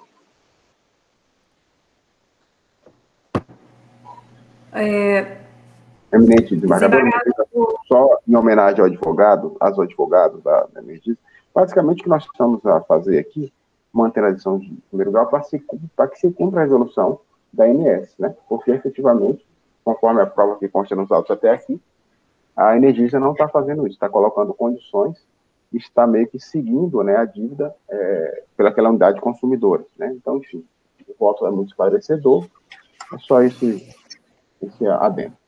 Como voto, senhor presidente? Ok, ouço o desembargador. Obrigada, desembargador. O senhor está julgando parcialmente provido o recurso para reduzir o valor diário das astreantes para R$500 e reduzir a sua incidência a 30 dias, é isso, desembargador? Perfeito, desembargador, é isso. Ouço o desembargador Júnior Alberto. Renovo meus cumprimentos. Senhora presidenta, eu acompanho o eminente relator, né? Essa temática aí da limitação das astreantes é um assunto que suscitou diversos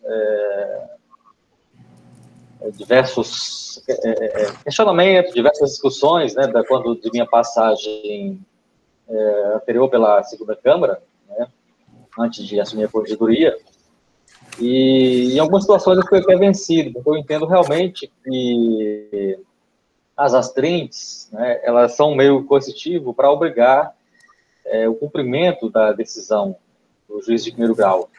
E, portanto, você deve contextualizar, fazer uma confrontação entre o objeto patrimonial que está discutido na ação principal, né, e o valor das astrentes, né. E eu sempre defendi a limitação porque a gente chegou a algumas situações que eu acompanhei, de outros casos, né, onde as partes deixavam de litigar sobre o objeto principal da demanda e passavam a fazer uma disputa ferrenha, né, em relação às astrentes, que assumia valores aí estratosféricos, né, e aí o objeto principal da demanda era deixado a segundo plano e as partes passavam a litigar sobre a demanda principal, ela recaía sobre as astrentes, né. Eu estou de acordo e acompanho na íntegra o voto do eminente relator. Também acompanho o nobre relator, proclamo julgamento unânime para julgar parcialmente provido o recurso. Nos termos do voto do senhor relator. Qual o próximo item, senhor doutor Vinícius, para sustentação oral? Pela ordem. Nós tínhamos sustentação no item 4, mas ela não entrou na sala, doutora Josiane, né? Ok. E qual outro mais que nós teríamos sustentação pela ordem, por favor? Temos o item 3, com o doutor Emerson Costa. Doutor Emerson está na sala? Está na sala. Estou sim, excelência. Bom dia, doutor Emerson. Anuncio para julgamento apelação civil número 071, 6145, 93/2017, que tem como relator o desembargador Roberto Barros, apelante Sheila Renata da Silva Alves, advogado Emerson Silva Costa, apelado Unimed Rio Branco, advogado Josiane de Couto Espada e Maurício Vicente Espada, apelado Unimed Goiânia Cooperativa de Trabalho Médico, advogada Estela Cristina Alves Coimbra e Eliana Borba Carneiro e Caio Vinícius Reinoldes Taveira Vecechek. Com a palavra, o senhor dispensa o relatório, doutor? Dispensa, excelência. Com a palavra, o senhor advogado, peço ao doutor Vinícius para cronometrar o tempo. Obrigada. Tem a palavra. Colega da Câmara Cível, saúdo a todos na pessoa da desembargadora Regina Longini. É sempre uma honra, desembargadora, estar atuando nesta Câmara, principalmente com a senhora, desembargador Júnior Alberto, desembargador Roberto Barros, serventuários e advogados que estão presentes nessa sessão.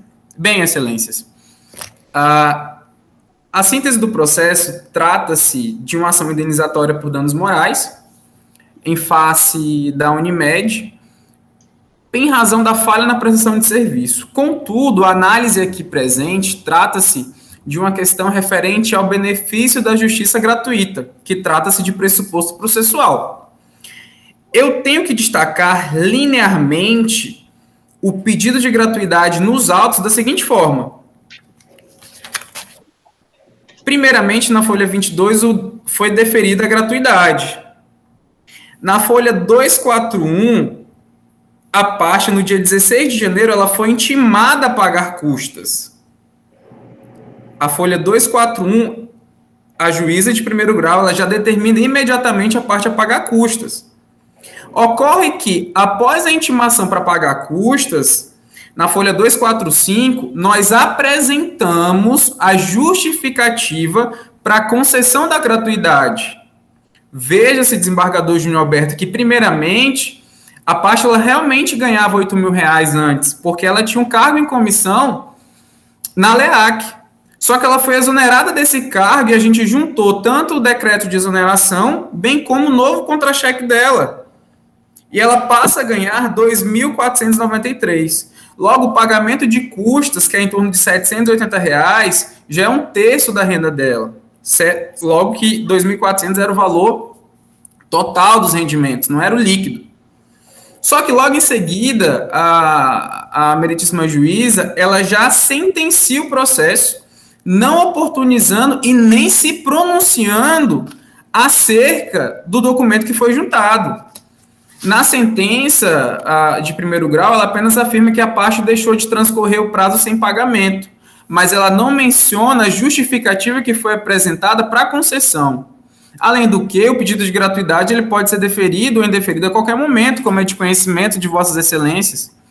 Só que, veja-se que eu tenho aqui um caso referente ao próprio dispositivo legal, que está no artigo 98 e 99 do CPC. O próprio artigo 99, parágrafo 2º, ele diz: o juiz somente poderá indeferir o pedido se houver nos autos elementos que evidenciem a falta dos pressupostos legais para a concessão da gratuidade, devendo, antes de indeferir, veja-se, antes de indeferir o pedido, determinar a parte a comprovação do preenchimento dos referidos pressupostos. No mesmo sentido, eu tenho o doutrinador Cássio Scarpinello, que fala no mesmo sentido da oportunização, e, excelências, no RESP 1787491, o ministro Vilas Boas também assenta o mesmo entendimento. Ele afirma, no caso, a corte local, antes de indeferir o pedido de gratuidade de justiça, deveria ter intimado a recorrente para comprovar a sua incapacidade de arcar com os custos.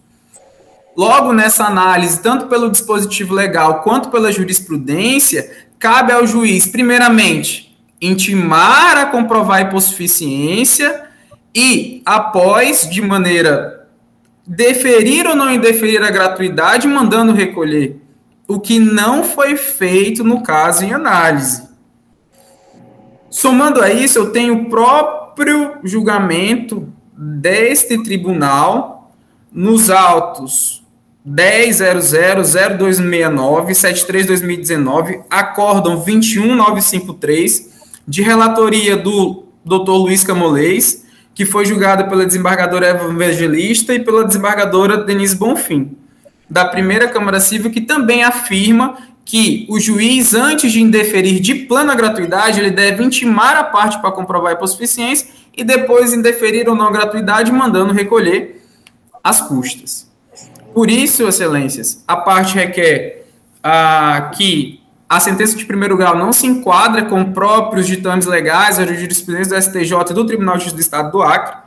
Requer ainda que comprova-se, assim, a tese defendida, né, tendo esteio suficiente para a reforma da sentença, e por isso requer a procedência do recurso nos termos da apelação. É a manifestação, excelências. Desembargador Roberto Barros. Não há participação da PGJ. Desembargadoras, eu vou resumir o caso, né, para parabenizar o doutor Emerson, sempre presente, bem defendendo seus clientes, mas o ponto é o seguinte, é porque a gente precisa entender a marcha processual, né? Então, cada caso tem uma situação. Aqui, o que ocorreu? Inicialmente, a parte pediu o benefício de justiça gratuita. O juízo deferiu. Na peça contestatória, né, é a parte autora que requeriu o pedido, a senhora Sheila, por meio da sua defesa, doutor Emerson. Então, foi deferido, folha 22. Audiência de conciliação infrutífera. Na contestação, a parte demandada impugnou a justiça gratuita, né? E aí, o juízo acolheu a impugnação da justiça gratuita, e aí, né, anteriormente concedida, e revogou o benefício. Agora eu vou para as páginas dos autos. Então, as folhas 231 a 235, o juízo acolheu a impugnação da justiça gratuita, né, e fixou o prazo de 15 dias para que a parte procedesse com o recolhimento das custas processuais. Aí a parte autora deixou transcorrer o prazo ofertado sem cumprir a obrigação e sem recorrer, né? Ou seja, fluiu o prazo, né? Após a fluência do prazo, né, o juízo, então, já intimou o pessoal para ter os autos de cancelamento, já página 241. E aí a parte vem, então, a página 245 a 250, informando que não dispõe de condições de arcar com as custas e pleiteando, então, que fosse deferido. Mas já tinha toda essa questão já pré-decidida com preclusão, né, da revogação da assistência judiciária gratuita. Daí porque eu estou mantendo a decisão do juiz de primeiro grau, né? Os termos do voto é um voto bem sucinto, é como voto. Desembargador Júnior Alberto, obrigado, desembargador Roberto. Júnior Alberto.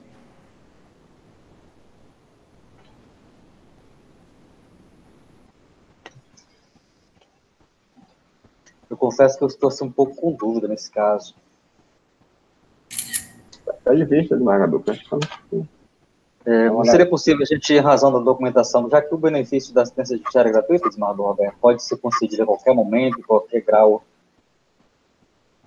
nós concedermos aí a vista da documentação apresentada? O problema é que vai retroagir, desembargador. Senão, aí não vai haver preclusão. O problema é esse, entendeu? Porque o que acontece? O juiz deferiu. Aí houve a impugnação. Aí o juiz deferiu, acolheu a impugnação e deferiu a concessão e abriu o prazo para recolher, né? Nesse momento, se ele recorre, traz o agravo para ele. Não é o agravo que ele está recorrendo, não, que já é apelação. Já apelação, é verdade. Se ele recorre... Eu acompanho o seu voto. É uma questão processual, doutor Edson. Aí, eu acompanho o seu voto. Estou de acordo. O prazo tentou justificar, a juíza sentenciou. Aí, felizmente. Não tem como retroagir, é verdade. Eu estou de acordo com o seu voto. Eu acompanho. Não agravou da... Não. Nem agravou, nem recolheu deles. Aí depois que foi o prazo, tentou justificar, tentou reabrir o debate. Aí não dá para contra a preclusão. Aqui nós estamos em apelação. Entendeu? E aí fluiu o prazo, não agravou, não recolheu, tentou justificar o juiz. Disse, olha, você não agravou. No primeiro da decisão já. Oi? Isso. Já é apelação, né, contra a sentença. As decisões que decidem assistência... Eu me esqueci. As decisões que decidem assistência judiciária e agravo, me esqueci. A Lei 1060 fala o que mesmo? Tem um artigo... Caberia o agravo lá da decisão em que foi negado o benefício, né? Que foi revogado o benefício anteriormente concedido. Só que ele deixou precluir. É isso que eu estou falando. Aqui a discussão não é qual o recurso cabível. A questão é que foi deferido, aí foi impugnado. O juiz acolheu a impugnação e deferiu, né? E aí deu prazo de 15 dias para recolher. Ele tinha que recorrer aqui. Aí deixou fluir o prazo, né? Não recorreu. Depois que fluiu, tentou justificar a justiça gratuita. Aí o juiz disse, não, a matéria está preclusa. Aí o juiz sentenciou contra a sentença que está vindo a apelação.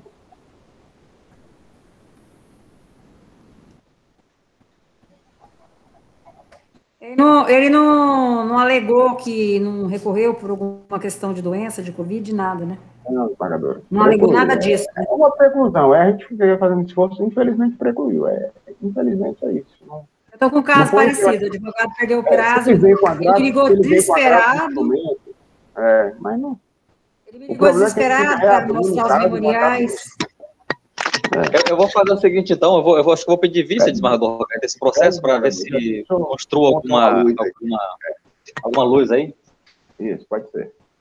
Tá? Eu vou refluir meu posicionamento, eu vou pedir vista aí para ver se... Já na próxima sessão eu já trago. Eu só peço para o desembargador Júnior e da desembargadora Regina, e fica avisado do doutor Emerson, que ao invés de entrar na próxima sessão, desembargador Júnior, entrar na outra sessão. Porque semana que vem não vai ter sessão, né, Vinícius? Eu estou pulando uma sessão também, independentemente de ter ou não, que é para tocar as coisas da pista também. Semana que vem não tem Tudo bem. Semana que vem não tem sessão, né? Só tem 3 processos, né? É feriado, então vai dar certinho. É na próxima sessão. Não, sessão. é porque só tem 3 processos pautados, então a gente vai juntar para outra, ok? Ah, tá, tudo bem. Então só vem daqui 15 dias, tá bem, doutor Emerson? Então perfeito, eu vou pedir vista aí, doutor Hermes, para ver se eu construo acho alguma, embora esses argumentos do desembargador Roberto são bem sólidos. Não, estão perfeitos, tecnicamente perfeitos. A desembargadora Regina tem um caso semelhante, né? Tenho, eu vou até esperar. É uma situação que a gente, né, a pessoa doente, com câncer, procurou atendimento e tal, né? E teve, né, eu vou pedir vista só para melhor me... Às vezes, Vossa Excelência consegue uma luz aí, a gente resolve o caso. Sempre bom. Porque esse tempo de pandemia, tá todo mundo perdendo prazo, isso eu tenho notado, sabe? Na questão de... Igual o advogado me ligou nesse outro caso, falou, eu vou complementar a taxa, eu vou pagar. Mas eu, infelizmente, estou trabalhando em casa, dispensei meus servidores, advogado pequeno, que não tem aquele grupo grande, né? Não tem aqueles controllers dos escritórios. Enfim, vamos ver. Bem, então, após votar o relator pelo conhecimento e provimento do recurso, pediu vista o desembargador Júnior Alberto. Na sequência, a desembargadora Regina Ferrari reservou-se também para votar após o voto vista. Vamos em frente. Qual é o próximo, Vinícius? Só para esclarecer a proclamação. Votar pelo desprovimento. Perdão, pelo... Ah, não é provimento, desprovimento. Perdão, desculpa. Exato.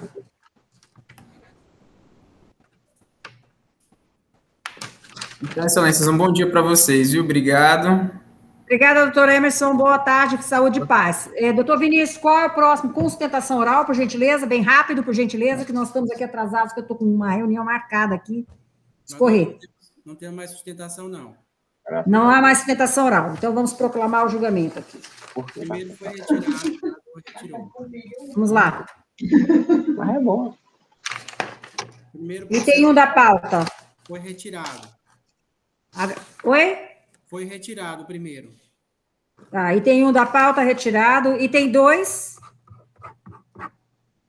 Item 2 da pauta, apelação 070, 8685, 84, 2019. Já foi votado, senhor Vinícius? Não, pode ser julgado. Perfeito. Desembargador Roberto Barros, o relator. Eu acompanhei Sua Excelência, o relator. Desembargador Júnior Alberto já acompanhou também. Já acompanhei todos, viu? Ok.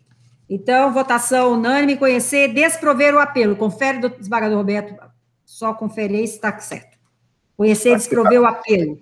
Pode botar aqui no termo do voto relator, que vai dar tudo certo. Eu vou checar aqui, mas eu acho que é isso mesmo, né?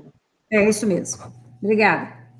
Item 3 já, item 4 já houve, é isso? O item 4, não. Item 4 tem sustentação oral? Fez pedido, mas não. Nenhum tem sustentação. Fez pedido, né? Mas não está aí, né? Não veio. Tá, então, apelação, item 4 da pauta, anuncio para julgamento, apelação número 07097, 19, dígito 94, 2019, que tem como relator o desembargador Roberto Barros. O desembargador votou pelo conhecimento e desprovimento do recurso, foi acompanhado por mim e pelo desembargador Júnior Alberto, unânime.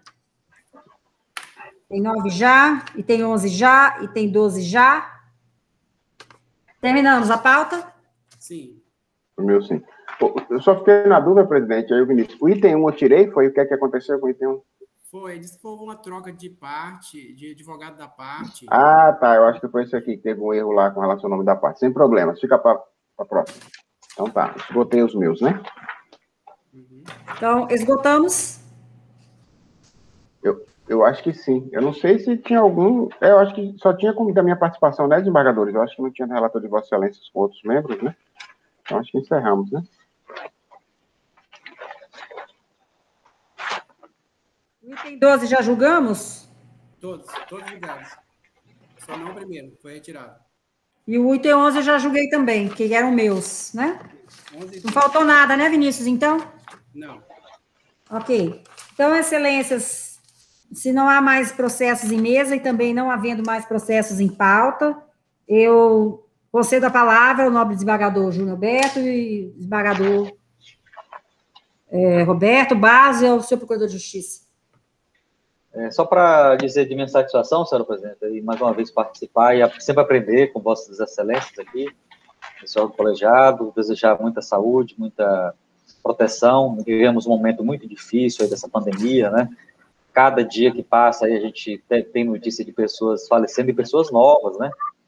Então, rogar a Deus toda a proteção divina para todos nós, todos os senhores, né? Familiares, né? Servidores, Carlos Maia, membro do Ministério Público. Ontem morreu um promotor de justiça bem novo lá em Rondônia, né? Então, assim, nós estamos num momento, assim, muito sombrio da nossa história, muito sombrio, sabe? Comportamentos aí altamente irresponsáveis, né? Das autoridades centrais da União, né? Então, assim, é lamentável, né? Pedir a Deus muita proteção para que nós consigamos sobreviver e superar todo esse momento difícil. Obrigada, desembargador Júnior, desembargador Alberto. Eu faço minhas as palavras do desembargador Júnior, e no mais desejar realmente saúde, que Deus nos proteja, a todos, a nossa comunidade, né, possa curar os enfermos e prevenir, e vamos ver se essa vacina avança, né, para ver se o nosso povo fica imunizado o quanto antes. Um abraço a todos, satisfação e revelos. Saúde, tá? Se cuidem. Um abraço a todos. Um abraço a todos. Doutor Carlos Maia, o senhor deseja se manifestar? Muito obrigada. Apenas desejar a todos uma semana abençoada, rogar a Deus que nos proteja e pedir a cada um de vocês que se cuidem, porque a situação está muito difícil. Satisfação revela. Obrigada, doutor Maia, obrigada a todos os nossos queridos embargadores, embargador Júnior, embargador Roberto, os nossos servidores que nos acompanham, desejando a todos uma excelente semana e muita saúde, muita proteção de Deus, a todos nós, aos nossos colaboradores, servidores, aos nossos familiares, aos nossos vizinhos e a todo o planeta Terra. Muito obrigada e que Deus esteja conosco. Não está fácil, mas vamos vencer. Se Deus quiser, sobreviveremos. Em nome de Jesus. Amém. Obrigada e bom dia. Até mais. Bom dia a todos. Um abraço. Obrigada. Obrigado a todos. Um abraço.